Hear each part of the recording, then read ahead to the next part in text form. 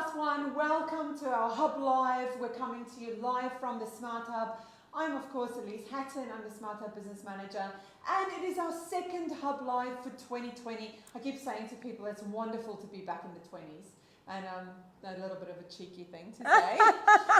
And, of course, today, as always, we have a phenomenal guest with us, Katie Joy, which I'll introduce to you in a moment.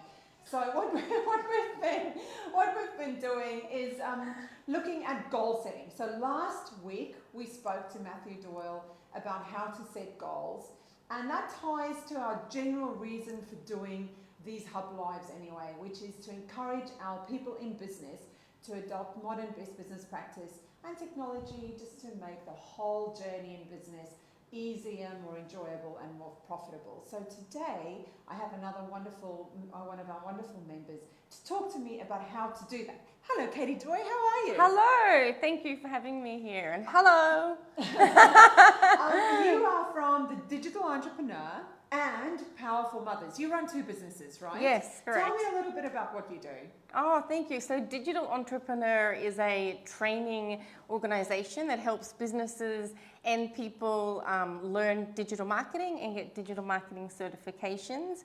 And Powerful Mothers is my passion, helping mothers really get online, get their businesses online. So they both tie in together, but one's more focused on mothers because I'm a mother. And then the other one, we have phenomenal business partners through that. So everyone has a specialty. So that works with all different types of businesses. Oh, how exciting. Yes, it is. So you run two businesses and you're a mother. Wow, you are busy. Yes? Yes. Yes. Are you busy? Yes, but you're equally as busy. Yeah, I think we all get on and just do what we have to do. But to manage such a large workload, I'm guessing that goal setting is something that you do a lot of and that you have to do every year. So today what we're going to talk about, last week we spoke more generally about goal setting and the importance of goal setting and how to set goals for the year. But today I want to talk more specifically about goal setting within your business and then how to achieve those goals. Because setting a goal is one thing, it's usually the fun part, saying, oh, I want to make whatever this year. But then actually writing a plan or ensuring that you have the skills to achieve those goals, that's where it becomes tricky. So I think that's what we're going to be talking about today, which I'm super excited about. Okay, so goal setting in business. There really are two areas which I think we should be setting goals in. And they relate to money, right? So what kind of goals do you set within your business? I set revenue goals and profit goals. Perfect. That's exactly what I think is really important. And do you do that annually? Do you do that with the calendar year or with the financial year? What do you do? I do it with the financial year, but then I also break it down. So then it's broken down into 6 month, 3 month, 1 month, even 1 week. Love it. That's awesome. Hey, Tanya, thank you so much for joining us. We're here with the amazing Katie, and we're talking about goal setting within business, but then also what are the skills required if you set revenue goals and profit goals for your business? What are the essential skills that you need to actually ensure that you achieve those goals? Now, running two businesses, I'm sure that you know exactly what is required for people to achieve those revenue goals. So if you sit down and you say, this year I want to make X amount of money, how do you then think about what to do to achieve that revenue goal? Do you think about marketing? Do you think about sales? How do you go about tying those goals into what to actually practically do?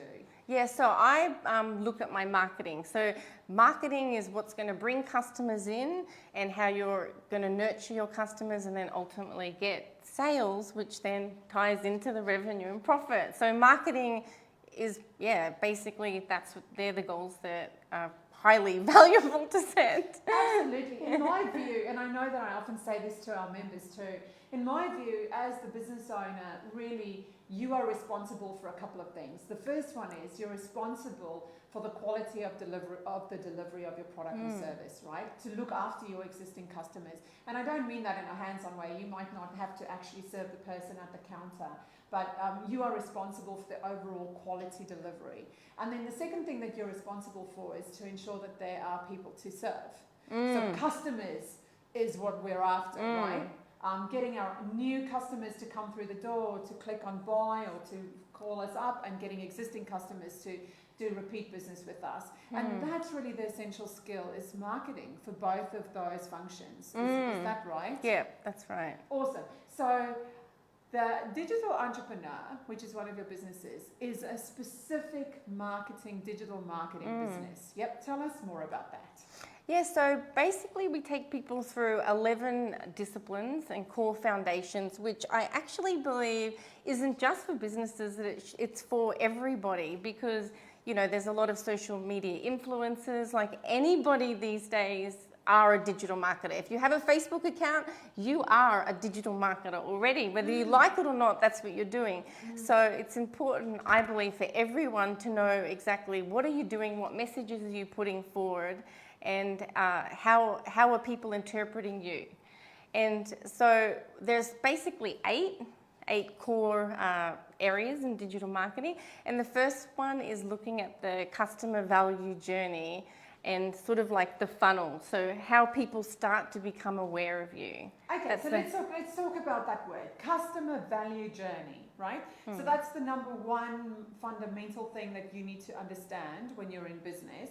And what does that mean? What does that look like? If someone hasn't heard the term customer value journey, what should they imagine in their minds? Oh, well, actually, we probably can include a diagram later in the comments when this is over, if people want to have a look. Awesome. But basically it starts with the awareness. So they see something about you online, you might post a photo or something, and then they'll start a conversation. So the next is engage, but that engagement doesn't just, it's like goes through everything. It's like the step through everything. So it's always about that conversation. If you're in business, if you're talking to a customer, it's basically always a sales conversation, because you know, they're your conversations you're having. And next, they'll subscribe to you in some way, or whether they'll, you know, you'll give them something, in exchange you'll get their contact details, whether it's an email or phone or something like that. And then they may become a customer next, so they'll purchase something from you. Might be a small purchase, and then next they'll ascend maybe into you know, getting more involved with your product deeply, and then they'll go, she is amazing, just like Smart Hub is amazing. I have ascended to be a promoter for the Smart Hub because I love this place. So then you become like a biggest fan or a promoter, which I am for this wonderful place. Yay. And ultimately, that's where you get to, and then it all keeps going around and around. Awesome, awesome, awesome. So really what you're saying is it's a map of how a relationship develops between your potential customer, that then becomes someone who's aware of your business, and then the relationship develops in a very similar ways to a dating relationship almost, where you see someone and then you say hello, and then all the way through, so you step them through a series of actions and encounters with you until you actually, well, get married or, you know, start dating. Yes. So is it similar to that? Yes, definitely. Perfect. Right, so number one thing for digital marketing is to understand your customer's journey. Yes? Yes. What's the second most important thing? Well, the second thing that there's a lot of different areas now, but the second thing is when you're engaged, if you want to scale your business as well, having one-on-one, you can only get so far. That's what I learned early on. So then it's conversations, as in like email conversations. So then we look at email marketing. So once people have subscribed to you, and then how does that conversation continue on a level that's more scalable, that's not just one-on-one. So email marketing's the next one. And then content, of course. Okay, let's just talk about email marketing. So that's really interesting. So once you've engaged someone in your business, and I know a lot of businesses are really great at actually getting your email address. They'll say things like, oh, can I email the invoice to you or this docket to you? And they grab your email address, and ultimately they're building a whole database of all of their customers and potential customers and existing customers. So, and that is definitely something that business owners should be doing, right? Do you think it's important to build Yeah. a database? Yes, but it's also not about just emailing out promos and different things. There's really just like dating. So when you're emailing someone, you don't just get their email. So if you're dating and then next you go, oh, let's get married. And you've had one date, you wouldn't do that. You've got to keep the conversation. So that's what email marketing is about. Like after the first date, what would you do next? You might be like, that was great, let's have coffee again. So email marketing is the same. Like your next email will be more about, hey, that's great. Here's my blog post, here's this. So you just continue that whole dating scenario relationship, but through. So building the relationship through emailing your database, Yeah. emailing your existing and potential customers. So do you have, and I'm pretty sure that most business owners would have a list of their customers and would have a list of people who have engaged with them and have their email addresses. So are there any specific tips that you can give us on how to do proper email marketing to get people ultimately to buy more from us so that we can improve our revenue or achieve our revenue goals and our profit goals? Is there something specific we should keep in mind? Yeah, I actually have about 7 hacks that you can do. Thank you so much for sharing, for joining us today.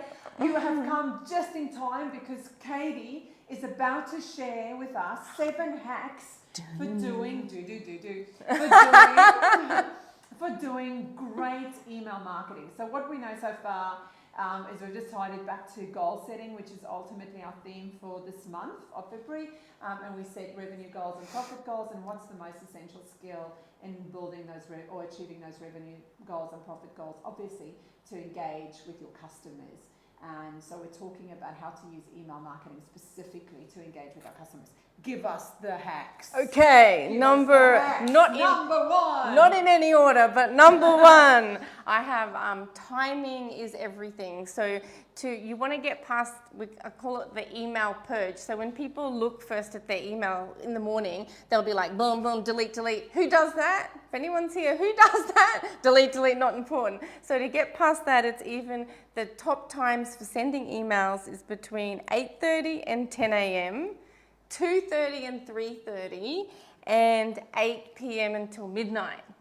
So they have been tested. Okay, hold on. So give us those times again. Jay, our wonderful Jacinta, is typing the times for us in the comments. So it's between 8:30 a.m. and 10 a.m. and 10 a.m. So an hour and a half. 2:30 and 3:30. 2:30 and 3:30. 8 p.m. until midnight. 8 p.m. till midnight. And that is not just those times, you didn't just make that up, right? That's I've got this, Perfect. millions of dollars spent on email campaigns to get these results from the people who've given it. Okay, so number one thing, when you email someone, you obviously want them to read your email, otherwise you're just wasting your time. So you are enhancing your chances of people opening your email and reading your email by emailing at specific times. Okay, Yep, awesome. definitely. In their time zone.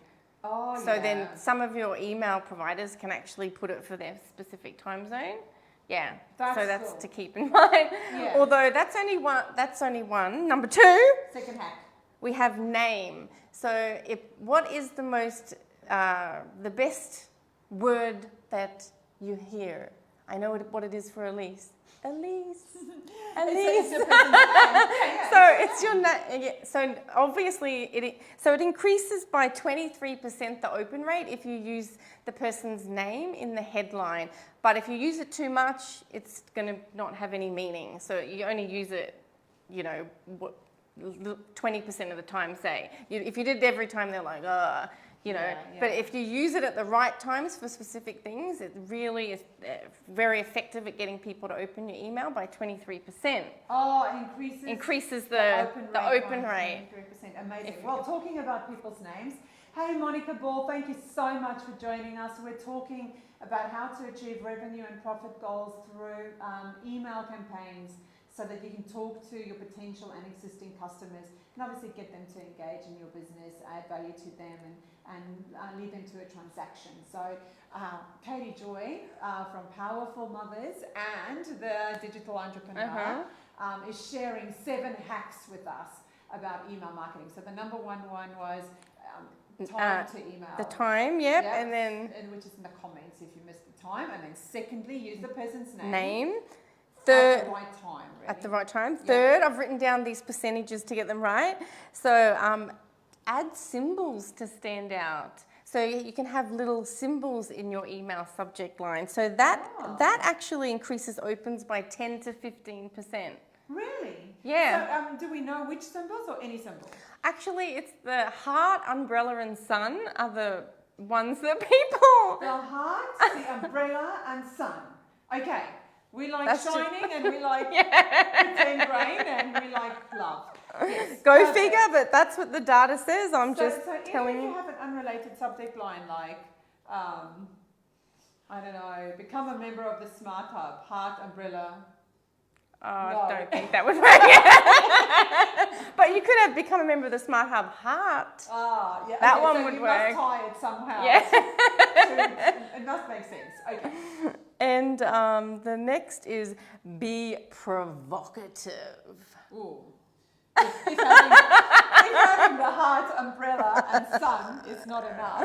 But that's So how are you provocative on the email?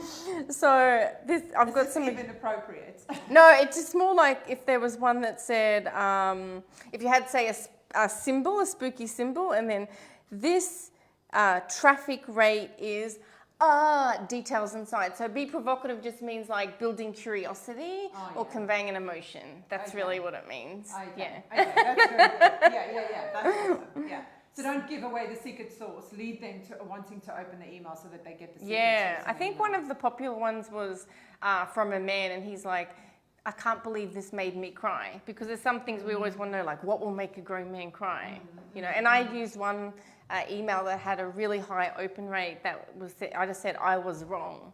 So it's like people are like, what was she wrong about? And then everyone, you know, so it builds that kind of curiosity. So that's another one. That's awesome. Hey Michael, thank you so much for joining us. We're up to hack number 4. 5, Are we up I to think. hack number 5? So number 1 is the time of Timing. email. Second one Name. is name. The third one is the Symbols. Number 4, be provocative. Provocative. Number 5. Anyway, we're up to hack number 5. It's how to engage with your customers via email. It's really interesting. So to use in your subject lines odd or specific numbers, and the reason is no one believes you if you use a round number, because we always round up. So if you're saying like this, you know, just made $5,000 or something, people, you know, they're like, because you don't just make that, and we always round up, we never round down. So it's always better to use odd or specific numbers. Okay, so I made $4,972. Yes. Got it. How I made $4,972. Yeah, then you've got the curiosity, the being provocative, Sunshine. Yeah. Oh, that's funny. So that was a number 6. Number 6 and 7 are similar, so they can go together. Number 6 is just keep it short, so 6 to 10 words or 25 characters, because then you're getting your message in there rather than, you know, it gets drawn out and people can't read the rest. So make sure you get that message straight in, so it's just people can make that assessment. It takes 3 to 4 seconds when people are scanning their emails to decide whether they're going to delete you or not. So you want to get it, boom, right there. It's really interesting. I think the less words you have, the more difficult it is, right? Yeah. Because out of the English, in the end, all we have in marketing really is words and images. That's what we've got, right? That's all we have. And so to find the exact right words and all of the words available in English is tricky, and the less words you have, you've got to really think about the words you use. And I think what's also interesting about words is the fact that some words have more emotional value than others. Like the word shark has a much higher value than the word goldfish. Like the visceral response that you have to the word shark is much higher than when, you know, come the day my goldfish bit my finger. Mind you, that's pretty interesting. But it's not the same as I was, you know, a shark ripped my arm off. So choosing the words that have high emotional value, I think, is important. And if you, because we cover all of this in our copywriting course, but also if you Google online, you'll be able to find emotional words for copywriting, and there'll be lists and pages of them. So if you're watching now and want to get a list, just after jump over to Google and you can download those. Stay with us for now. Because we have one more. We have more entertainment value, at least. So the last one, the seventh one is, should have ended with provocative. But anyway, the last one is to use the second subject line, and these days the text that comes up in your message, because make sure you're always using the preview text. Otherwise, your email provider will just choose whatever's there, and it might say, follow this link or click here, or typically it'll use just like, hello, whatever your first thing is in your email. So make sure you use that, because that's another chance for you to, add it to sell your message or try to get the click. To evoke curiosity so that they click on the email. Okay, that's awesome. So 7 hacks for emails. 7 hacks. That's very, very cool. Okay, so let's go back. So to achieve our revenue and profit goals, which is what we set essentially in business, either in the financial year or in the calendar year. Personally, I like setting mine at the financial year like you do, but I review halfway through. And so I almost reset some of my goals halfway through, even if it's just resetting my intention or my commitment to those goals halfway through. So it's a wonderful time of year to be able to do that. So to achieve those goals, we need to have a plan. You're never going to achieve a goal without a plan. And what I'm really seeing and hearing from you, Katie, is that the plan always involves marketing, because marketing gets us to our customers, new and existing. And so you said marketing, the digital marketing world is like everybody's problem now, because we're essentially all digital marketers, even people who are not in business. And so then we went on to say, well, there are some really essential skills that you need as a marketer. So the first one was to understand the customer value journey, and the second one was to understand how to communicate with your customers via email. And now we're up to number 3. So I'm on the edge of my seat. Let me move forward. I'm on the edge. The third one is content. So content marketing. So the content that you write should speak to the answering small specific problems of your customer. So that's content marketing. So you want to be able to be answering those questions through the content that you have. Strategic. So how will you know what the small specific problems are that your customers are faced with? How do you know what to pick, what to write? Well, you'd probably know they're the questions that you're always asked anyway. But then there's heaps of other ways you can find out. Even if you go either on Google or YouTube, and then in the search bar, if you start typing I'm trying to think with Smart Hub, what would it be here?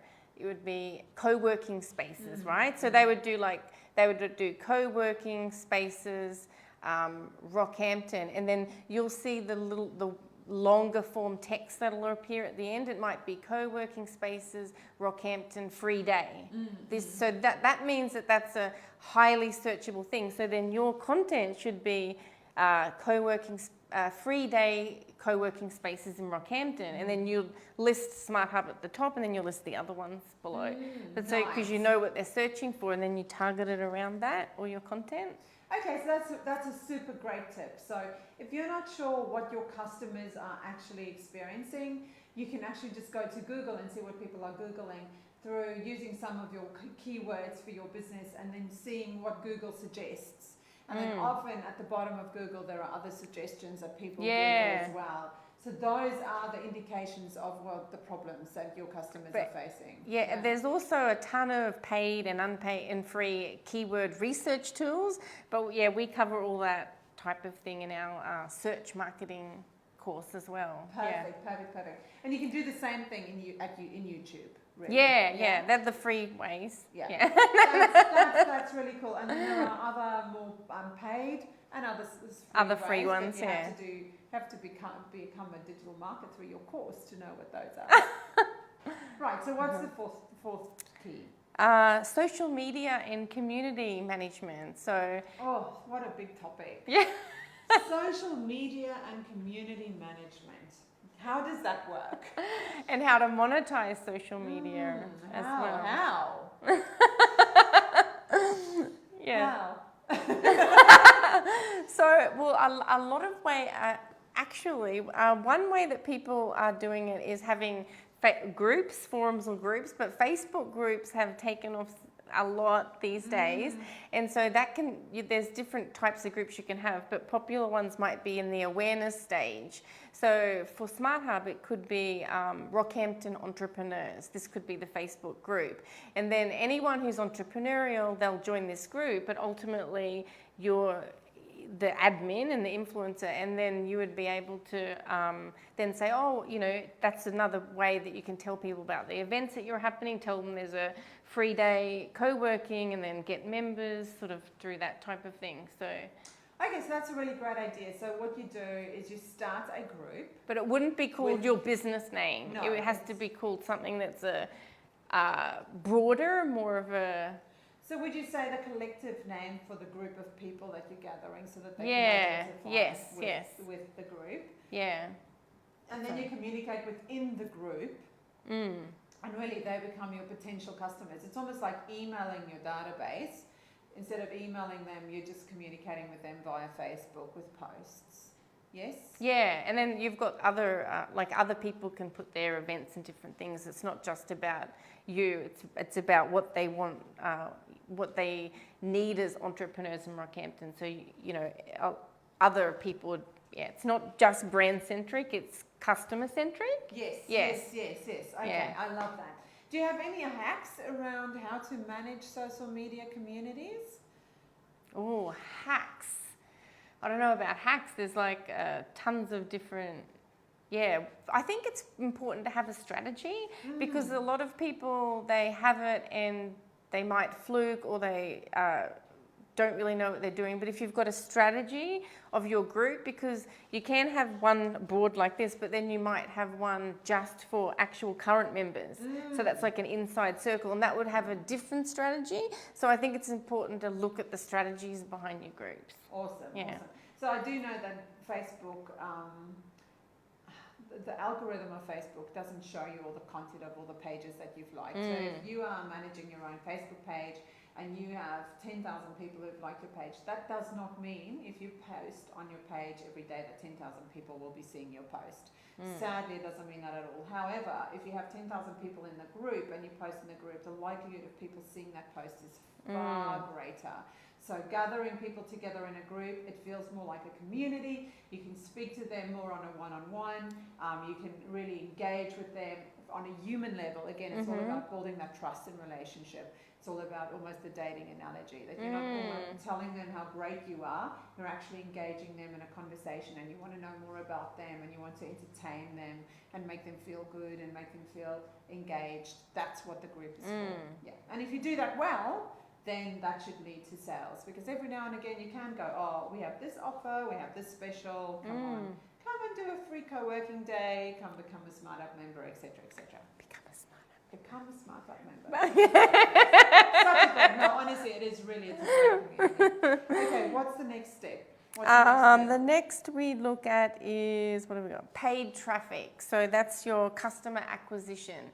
So we cover different things in paid traffic, whether it's Facebook ads or ads on YouTube or Facebook and Instagram, all of your paid traffic. So that's a really deep, specific one. Yeah, that's full on, because there are a number of ways in which you can get advertising. And I suppose the hardest thing is to know where your customers are looking, because getting people's attention, you are competing with YouTube, Netflix, kids, and you've got to know where people are looking and then put your ad there and measure to see whether that's actually working for you and see if you get a return. So in the course that you teach, people can learn all the ins and outs of how to do that, right? Exactly. Yeah. Okay, and what's the next essential? The next is search marketing. So that's, we talked a little bit about it like before. So Google searches, yeah, like YouTube Google searches. searches. Yep.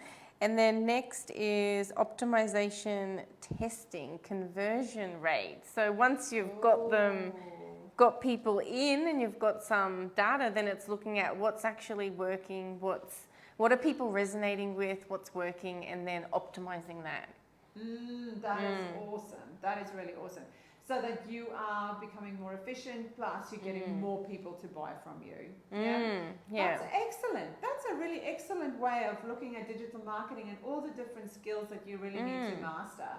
So they can engage with you. So if you're interested in a digital marketing course specifically, please reach out to us via the comments or via private message, and we'll put you in contact with Katie. But there's also, if you take those elements and you Google them and you YouTube them and you start educating yourself, you can go a far way to know what to do. And really, if you can't engage with your customers, if you can't get people to buy from you, then we're never going to achieve those revenue and profit goals at all. Yeah. So do you have anything else that you can share with us around the marketing?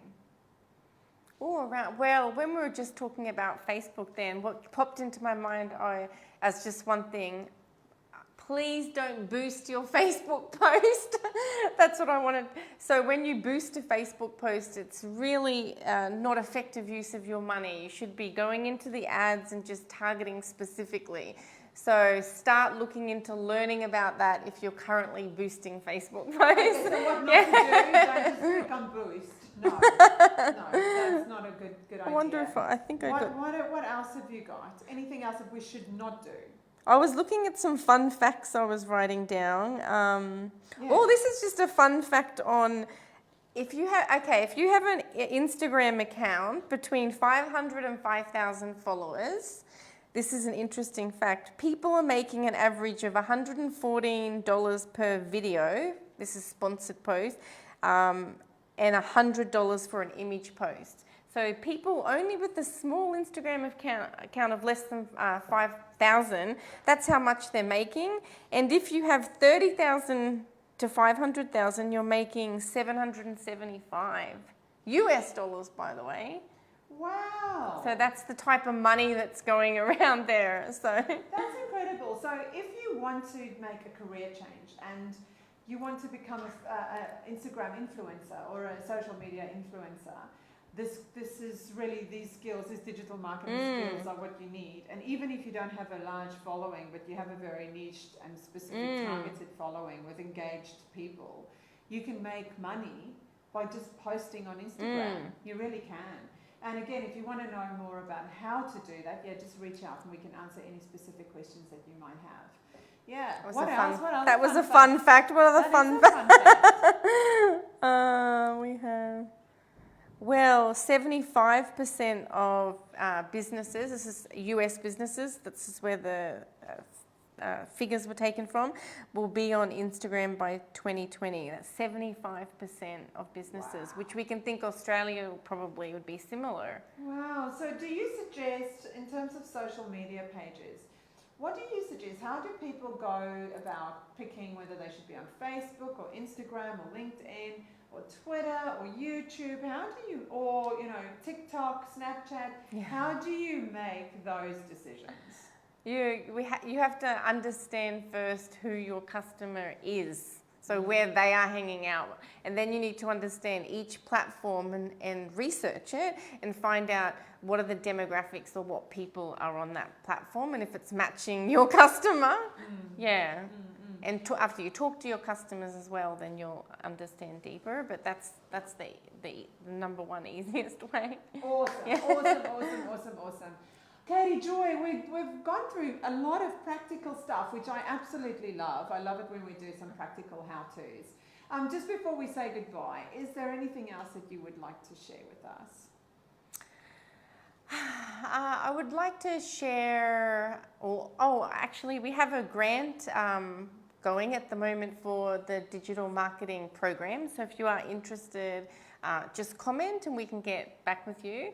So that's starting next week, actually. Oh, so you have to hurry. Yes. If you want to do the course, and you want to be sponsored through a grant, you Yeah. have to comment. You must comment actually today, because we'll be getting in contact with you tomorrow, and orientation week is the following week, and then the course is starting. So this is a fabulous opportunity, and there's myself and a group of experts as well, and they'll look at your specific situation. There's one-on-one coaching as well, and support. And the most important thing is, if you go Googling everything, you can get lost down a Google jungle. Whereas we have a program where you're learning the content, but we're helping you synthesize it and use it specifically that relates to you and your business. So that's the high value part of it, is being able to help get the right things, no fluff, no time wasting, and just getting straight to earning more revenue and profits. Yay! Which is exactly if you're in business, which is obviously a big part of our focus, to ensure that we can run profitable and viable businesses and sustainable businesses in our region, which is so exciting. Katie, Joy, just before we say goodbye, how are you finding the Smart Hub and your membership here? What do you think about the community, or what do you like? Do you like it? Do I like it? Can you see me? I love the Smart Hub. Awesome. We love having you in our community. It's really great. What do you love about it? Well, when you are working online, then if you're an extroverted people person like me, you're missing that interaction at home. So the Smart Hub is a place where you can go in and everyone's working. They're amazing, creative people, so friendly. You'll run into people who'll just have a quick chat, and it might make you think about your business another way. Plus, there's access to a ton of opportunity, because when you're a member, you're on a VIP email list, and so you'll get emailed out different opportunities that are happening, and that's like very high value, and the emails are fantastic. So yeah, you're part of a smaller community, and the support here as well is amazing because of this wonderful lady. And there is another wonderful Courtney, and a wonderful Jacinta, and a wonderful Jade. sorry. She beat me to it, and a wonderful Jane. So they're so gosh, if I could create my own business, I would want those people in there, and I'd be so happy. Thank you so much. Yeah, we do have a wonderful team. So if you're interested in knowing more about the Smart Hub, or about our membership, or how you can become part of our community, please again just reach out to us via private message or comment, or if you just Google the Smart Hub Rockhampton, you can find our telephone number, call us, or email us at smarthub@rrc.qld.gov.au. Next Thursday we will be back. Next Thursday I'm chatting to Chris Loran, who will be travelling up from Sydney to be with us here in Rocky, and again we'll be covering another really, really important topic about business, and we'll tie that back to goal setting and time management. So we look forward to seeing you next week. Thank you so much for joining us, the amazing Katie. Thank you so much. See you.